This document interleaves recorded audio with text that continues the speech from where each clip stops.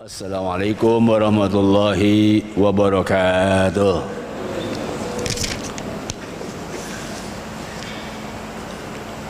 Bismillah, walhamdulillah, wassalatu wassalamu ala rasulillah Sayyidina Muhammad ibn Abdillah wa ala alihi wa sahbihi wa mawala wa ba'd. Rabbi shrah li sadri wa yassir li amri wa hlul 'uqdatam min lisani yafqahu qawli.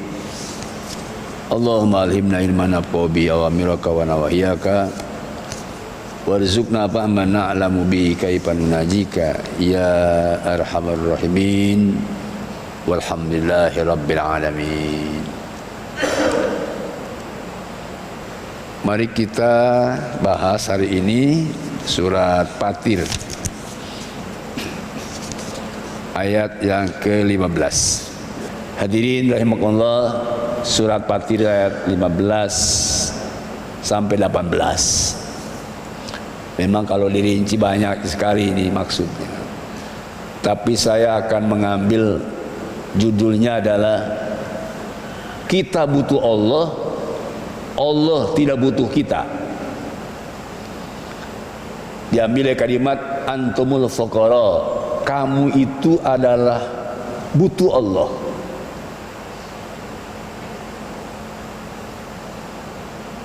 Wallahu al-ghaniyul hamid, sehingga Allah tidak butuh kamu. Allah Maha Kaya dan berpuji.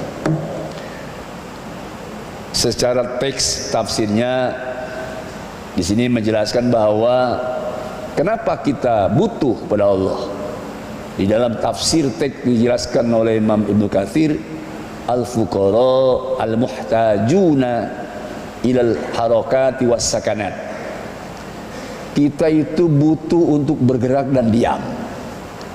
Gerak dan diam adalah karakter makhluk. Itu yang disebut taghyir atau perubahan. Berubah itu artinya perpindahan dari gerak dan diam, harokat dan sukanat, atau berpindah dari gerakan dan diam, atau diam dan bergerak. Tidak ada makhluk semua kecuali kalau tidak dia bergerak pasti diam. Kalau tidak diam sakanat pasti bergerak. Itulah disebut taghyir, yaitu perubahan. Jadi artinya secara kontekstual kita itu manusia yang butuh perubahan.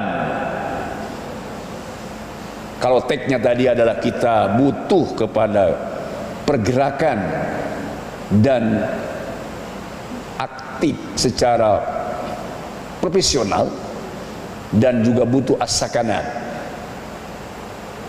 diam dan tidak beraktif, artinya kita pasif karena harus meninggalkan seluruh kemaksiatan. Itu namanya teks. Tetapi konteks dari ayat ini artinya manusia butuh perubahan, berubah dari yang baik kepada yang lebih baik, berubah dari yang buruk kepada yang baik. Itu konteksnya. Adapun nanti mana perubahan di dalam sosial, politik, ekonomi, budaya tergantung pemanaannya. Sebab kalau manusia yang sehat pasti menginginkan perubahan. Jika memang kondisi ini sudah tidak kondusif dan tidak menguntungkan bagi kehidupan kita, tetapi bagi yang tidak berakal sehat, biar dia sengsara, biar dia derita, biar dia miskin dan tidak mau berubah hidupnya, dan atau tidak mau berubah diri dan sombong, dia merasa kaya, merasa tidak butuh kepada yang lain, padahal Allah sudah menyiapkan sunnahnya, bahwa sunnah Allah makhluk itu wajib berubah, wajib bergeser, wajib berproses, tobakan antobak, satu tahap demi tahap yang lainnya. Ini tafsir teks yang konteks. Dan kemudian wallahu al-ghaniyul hamid, teksnya adalah Allah Maha Kaya. Kalau dilihat wallahu ada Allah, huwa itu dhamir munfasil, al-ghaniyu yaitu khobar. Artinya dhamir huwa, dhamir penasin menunjukkan bahwa Allah Al-Ghani itu adalah mutlak hakiki, maka disebut maha kaya. Dan Al-Hamid, kayanya Allah terpuji, beda dengan kayanya makhluk, ada yang tercela. Jadi kayanya Allah terpuji. Di dalam tafsirnya jelaskan ada 4 keterpujian Allah di dalam maha kayanya. 1, Allah Al-Hamid fi af'alih, Allah terpuji dalam perbuatannya. Tidak ada satu makhluk pun yang diciptakan Allah kecuali bermanfaat dan berguna, tidak ada yang sia-sia. Allah berfirman, Rabbana ma khalaqta hadza batila, ya Rabb, kau telah ciptakan seluruh makhluk ini tidak sia-sia. Orang yang durjana sekalipun, musuh sekalipun, setan sekalipun, Allah ciptakan ada manfaatnya. Makanya ketika pergerakan yang sesungguhnya adalah kita harus memenangkan di dalam pertarungan, atau kemenangan dalam pertarungan itu satu nilai positif, tetapi pertarungan yang balance, yang seimbang, dan atau pertarungan kepada yang lebih dahsyat.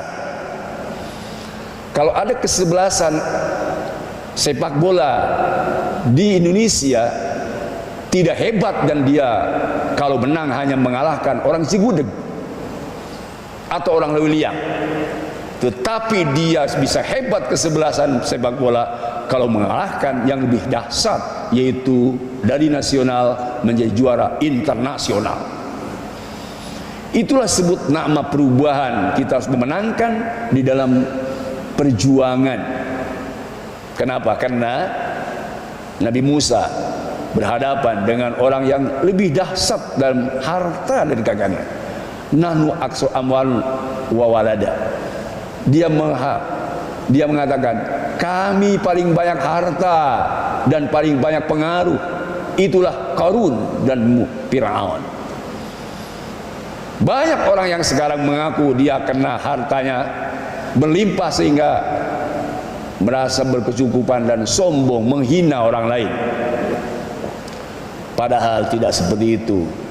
Sebab Al-Quran mengatakan, fa'amal insan idza mabtarabu fa'akramahu wa yaqulu rabbi akraman. Jawabannya kalah. Apabila Allah memberikan anugerah kepada orang banyak harta, lalu dia katakan, Allah sedang memuliakan aku dengan harta ini, dengan jabatan ini, dengan kekayaan ini, dengan prestasi ini. Allah menjawab, kalah, hati-hati kamu, tidak, kamu tidak sedang mulia.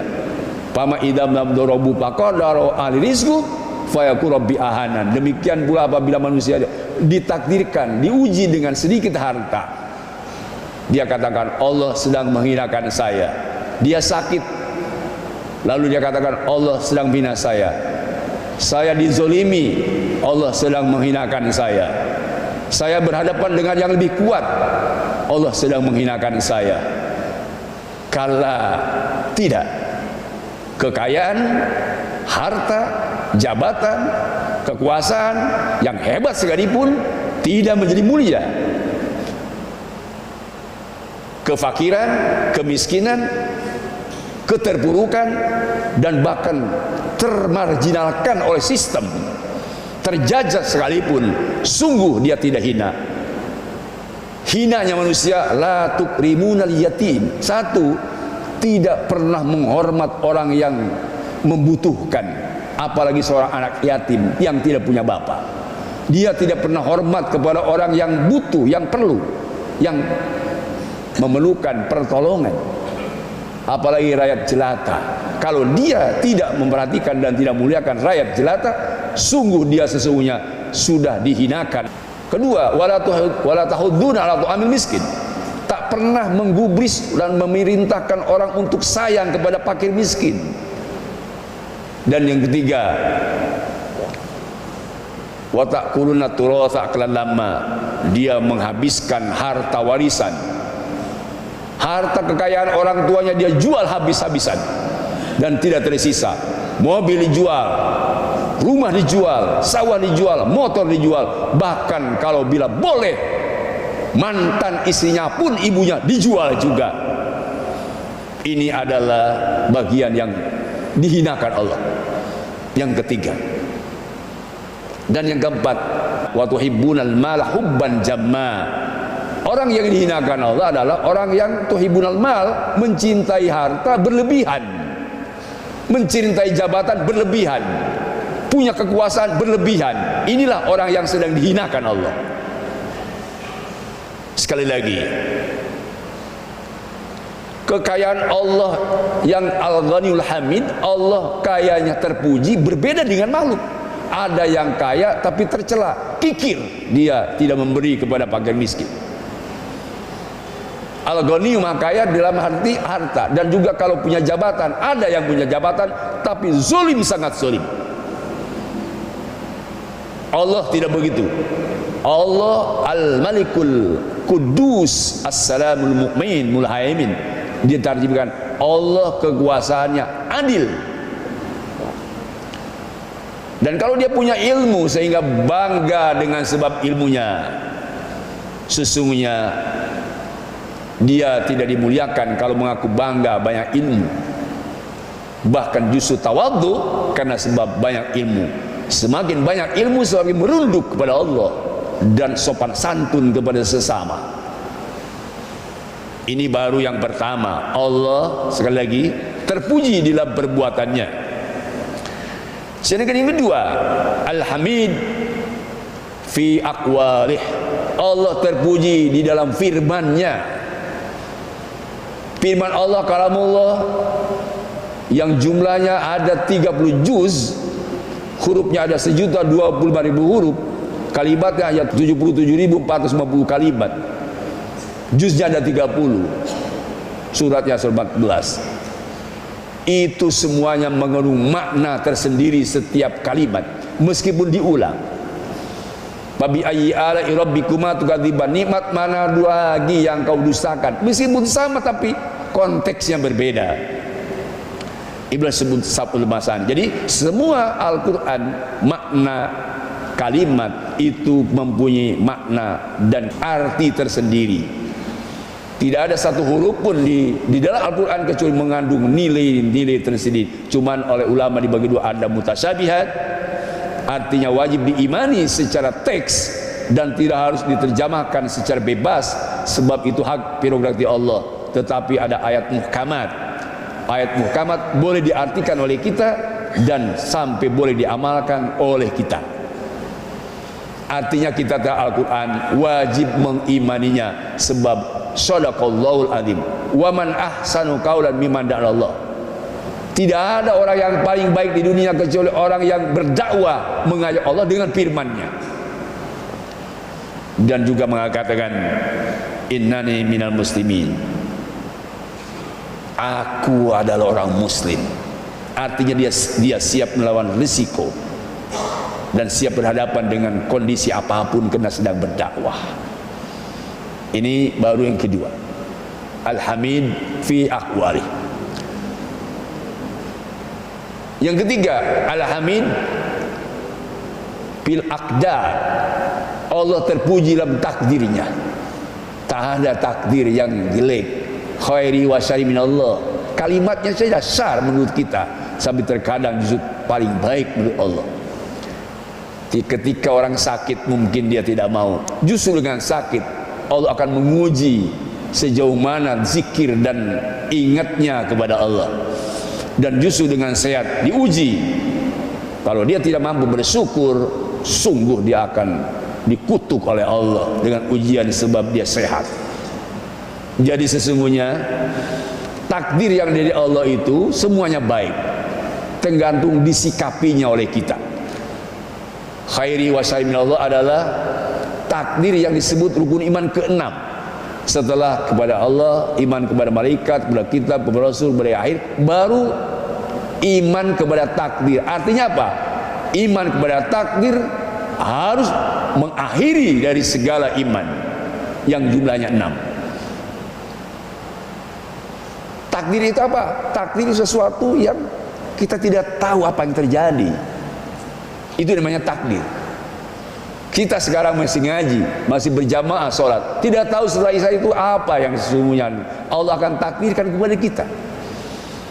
Demikian seterusnya. Tidak Allah kasih tahu sebelumnya. Allah saja yang tahu tentang takdir, tetapi ada syariat.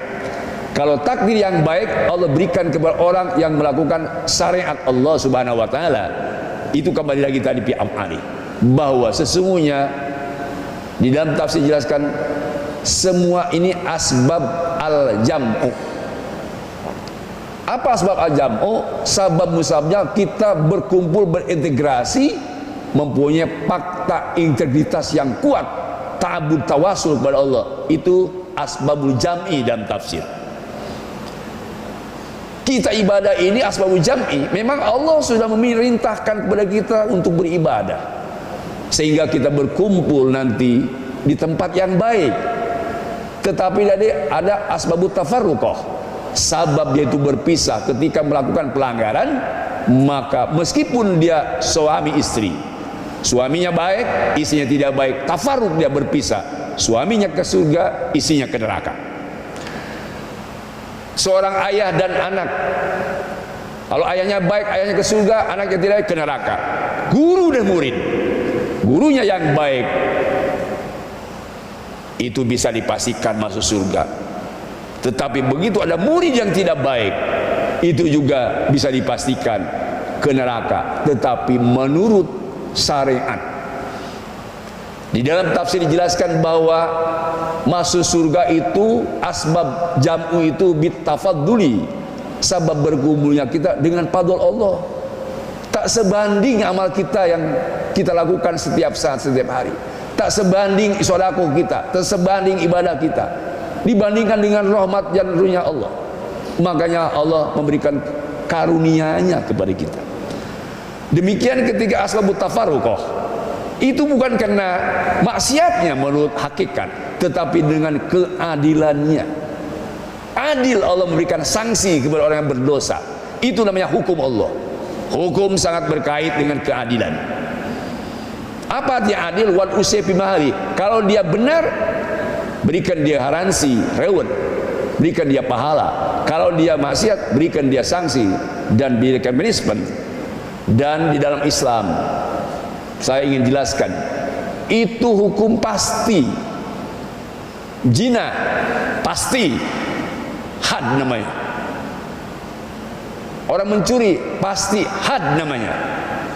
Makanya orang yang mencuri faqta'u aydihuma, potong dua tangannya. Kalau orang berzina pasti had, harus diranjam dan didera sampai mati. Sedangkan takzir, hukuman penjara, itu bagi orang yang tidak tahu dan kesalahan. Misalnya dia tidak tahu, dikira zina itu boleh, dikira pacaran itu boleh, dikira kumpul anjing, kumpul kebo boleh, lalu dia kumpul kebo, tidak tahu dia, maka itu oleh penguasa harus ditakzir, dihukum. Panggil ustadznya, kasih nasihat bahwa kumpul kebo haram, tidak boleh. Kasih nasihat, dan penguasanya harus menghukum adil.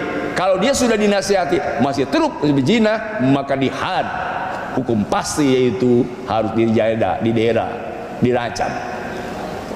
Demikian mencuri.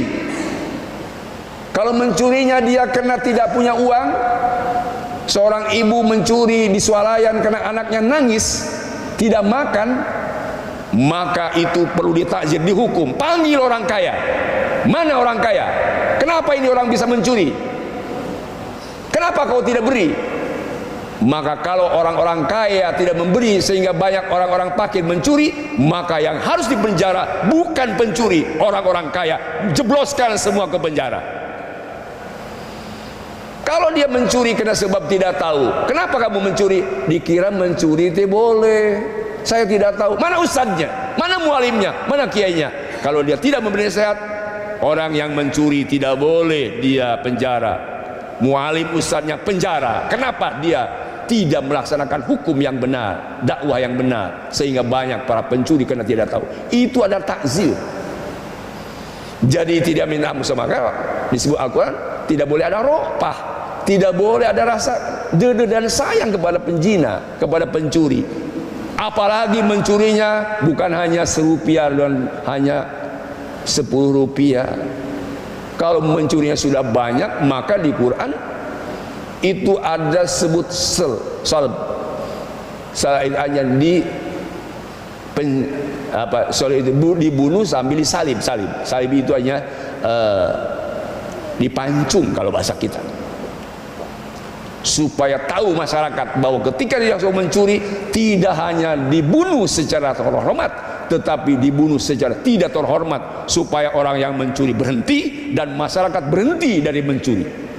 Kalau bahasa sekarang, korupsi. Itulah hukum yang sesungguhnya.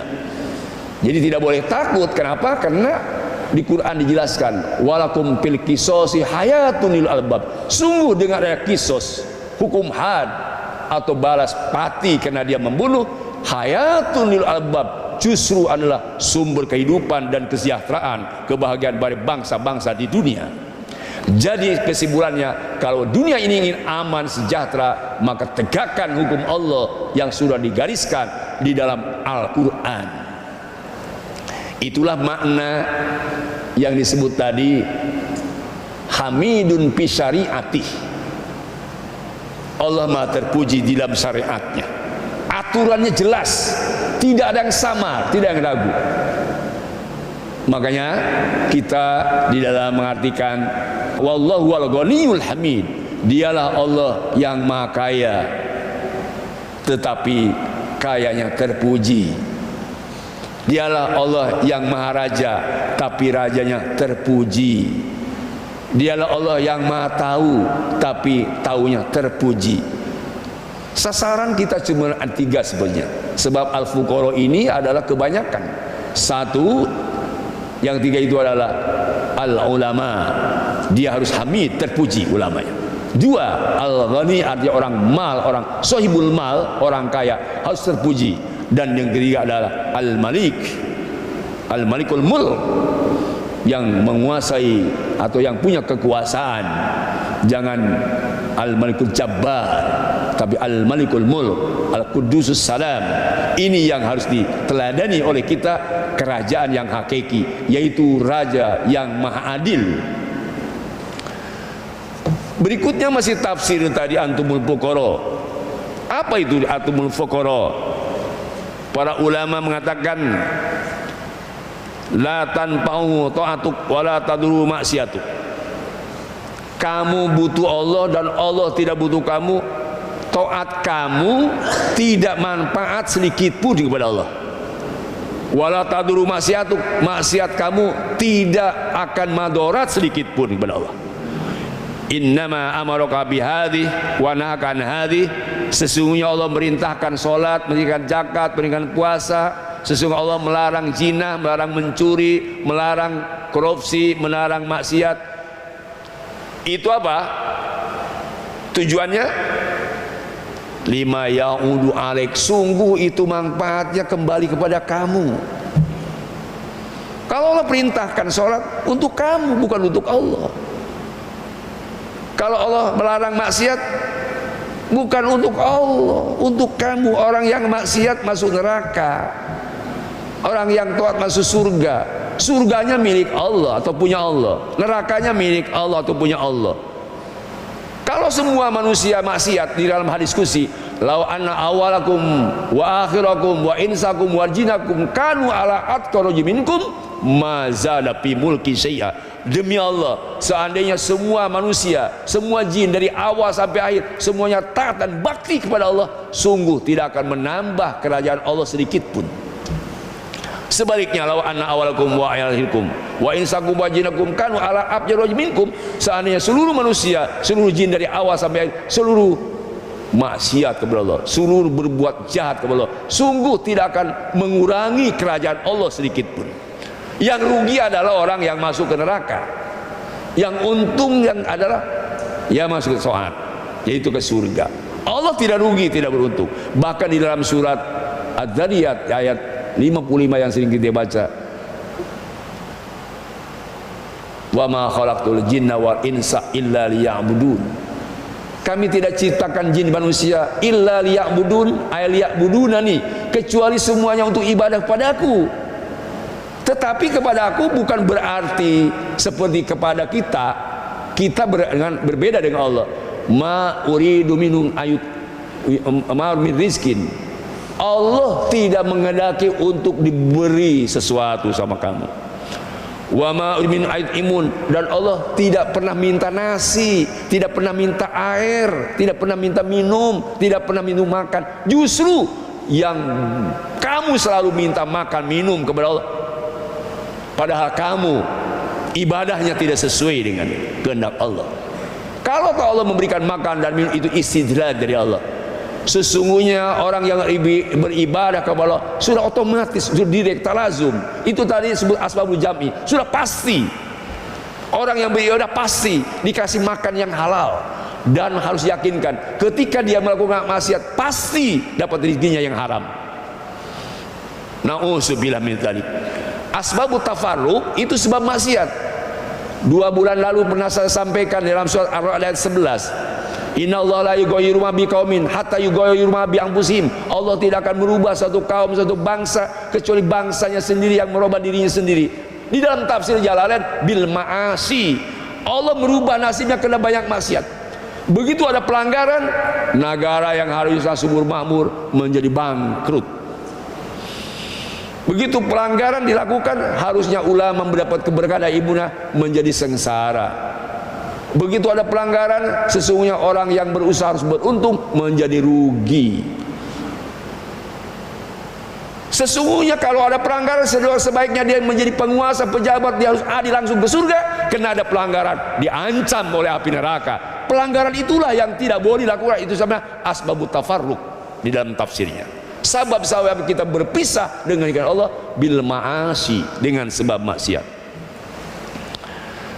Kenapa Allah Maha Kaya? Munazzahun 'anil a'wad wal agrun. Allah Maha Suci dari a'wad. A'wad itu dari ingin pembalasan, tidak ingin dibalas Allah.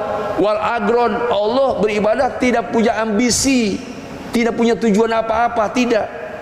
Lima yauduka menurut Syekh Jalun di dalam tafsirnya, itu untuk kembali kepada kamu. Bahkan para ulama menjelaskan, Syekh Athaillah menjelaskan, la yaziru fi izi iqbalu man aqbal alaih.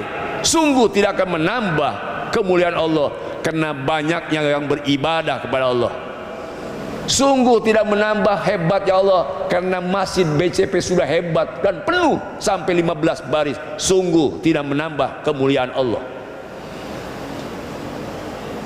Andaikan bangsa Indonesia semua baik, baik rakyat maupun pejabatnya, ulama atau santrinya semua baik, pedagang atau orang pakir baik, semua beda, sungguh tidak akan menambah kerajaan dan kemuliaan Allah. Demikian sebaliknya, walayan kusu min izi idbaru man adbaru anhu, tidak akan mengurangi keagungan Allah dengan sebabnya semua maksiat kepada Allah. Idbaru man adbaru, semua membelakangi kepada Allah. Andaikan membuat andad tandingan, itu juga sama sekali tidak rugi. Allah Maha Kaya. Allah qiyam bin nafsi. Apa qiyam bin nafsi? Bukan berdiri sendiri, tidak butuh kepada hal dan makan, tidak butuh kepada ruang dan waktu, tidak butuh kepada penyebut, dan tidak butuh kepada orang yang beriman, tidak perlu makhluk. Ghaniyun anil alamin, di dalam ayat lain, innallaha ghaniyun alamin, Allah Maha Kaya dari semua alam. Yang butuh kita kepada Allah. Makanya kita tidak boleh merasa hina dicaci orang dan tidak boleh bangga dipuji orang. Kalau orang menyaci kita, perlu ingat, memang kita banyak kesalahan, banyak kekurangan, memang kita jelek. Kenapa harus marah? Memang kita jelek, banyak dosa, dicaci orang, kenapa marah? Ingat bahwa diri kita adalah iftikor, kita itu butuh kepada Allah. Biar kita dicaci orang habis-habisan, yang penting ada Allah. Yang penting Allah tidak mencerca-maki kita. Yang penting Allah cinta sama kita. Demikian sebaliknya. Apa bangganya kita dipuji orang? Sebab yang punya kehebatan Allah Subhanahu wa taala. Apa artinya pujian orang bertumpu kepada kita sementara Allah benci kepada kita? Maaf kalau pak mending-mending, tapi memang tidak boleh dipilih.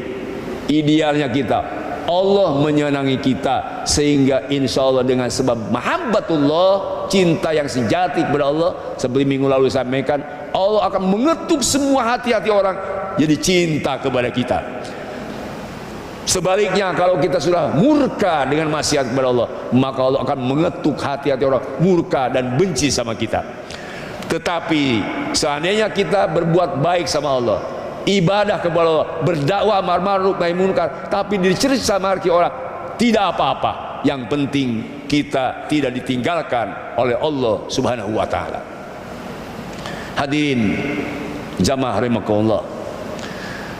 Karena itu ingin juga saya sampaikan bahwa sekali lagi, masuk surga itu bukan dengan sebab amal kita, tapi dengan karunia Allah. Para ulama menjelaskan ada kewajiban dari Allah, tetapi itu wajib bagi Allah, bukan wajib menurut syariat, tetapi kewajiban bagi Allah, mutlak hak prerogatif Allah. Berbeda tadi dengan kewajiban menurut syariat. Karena itu Allah tidak memerlukan kepada hambanya dengan sesuatu karena sebab wajib atau disunahkan, tetapi justru adanya itu karena maslahat untuk kita. Ada seorang ulama sufi mengatakan, kalau saya mengatakan sekarang ibadah wajib ke surga, dia logikanya hidup. Siapa yang menyuruh Allah? Kalau wajib itu kan ada yang menyuruh. Allah tidak ada yang menyuruh. Mutlak hak prerogatif Allah. Beda dengan kita. Wajib sholat karena Allah menyuruh sholat. Wajib tinggalkan maksiat karena Allah melarang maksiat. Kalau kita mengatakan wajib kepada Allah, sebagaimana wajibnya kita, siapa yang memerintahkan kepada Allah? Tidak ada yang memerintahkan, hak prerogatif Allah. Sehingga salah persepsi kalau kita ibadah hanya sekadar menggunakan logika, tetapi harus dengan super ego dan super spiritual yang hebat, sehingga insya Allah ibadah kita meskipun sedikit dicatat oleh Allah ibadah yang sudah besar. Tetapi sebaliknya, tidak ada nilai spiritual meskipun ibadah kita banyak dan besar. Kalau Allah melihat tidak ada ketulusan, hilanglah amal kita. Mudah-mudahan sekali lagi surat Fatir ayat 15, sekali lagi kita butuh Allah, Allah tidak butuh kita. Butuh apa? Kita butuh perubahan. Dalam tafsirnya al-muhtaju ilal harakat was sakanat. Karena itu mudah-mudahan perubahan kita ini perubahan yang lebih baik, bukan berubah dengan sebab al-ma'asi sehingga berubahnya jadi jelek. Fadalatum tafakkahun, kita punya tanaman di sawah, tanaman di kebun, pas mau dipanen didahului hama. Fadalatum tafakkahun, tercengang kita. Nauzubillah min dzalik, merasa banyak sholat ibadah ternyata dicuri oleh setan, baik setan manusia atau setan jin.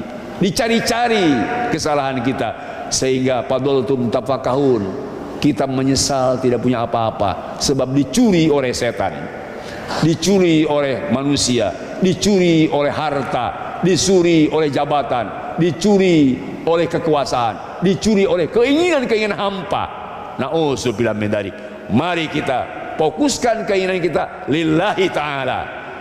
A'rad, tujuan kita dan awal keinginan dibalas oleh Allah, terserah Allah mau seperti apa memberinya. Tetapi Allah menganjurkan waridwanullahu akbar, keridhaan Allah jauh lebih besar dari pahala-pahala lainnya.